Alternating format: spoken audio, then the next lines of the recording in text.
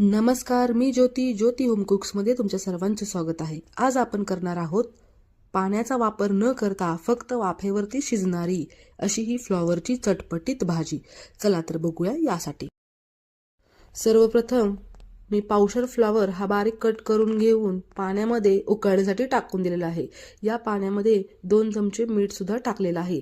छान अशी उकळी झाल्यानंतर हा फ्लॉवर झाऱ्याच्या साहाय्याने बाहेर काढून घ्यावा।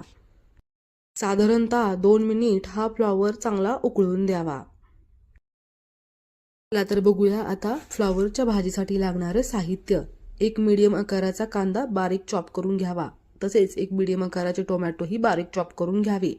2-3 हिरव्या मिरच्या जर तुम्हाला भाजी तिखट हवी असेल तर टाकाव्या। जर तुम्ही तिखट खात नसाल तर मिरची ही स्किप करून घ्यावी। फोडणीसाठी 2-3 कढीपत्त्याची पाने आवश्यक आहेत। त्याने भाजीला छान असा फ्लेवर येतो। थोडीशी कोथिंबीर बारीक चिरून घ्यावी। आता हे सगळं सामान जमलेलं आहे, तर आता आपण फोडणी तयार करून घेऊ। फोडणीसाठी गॅस चालू करू आणि त्याच्यावरती कढई ठेवून घेऊ। कढईमध्ये तेल टाकू, कढीपत्ता टाकू आणि जिरे टाकू। छान असे ते दोन्ही तडतडले की मग त्याच्यामध्ये आपण कांदा टाकून घेऊ। कांदा छान लालसर भाजला की त्याच्यामध्ये हिरवी मिरची आणि टोमॅटो घालून घेऊ।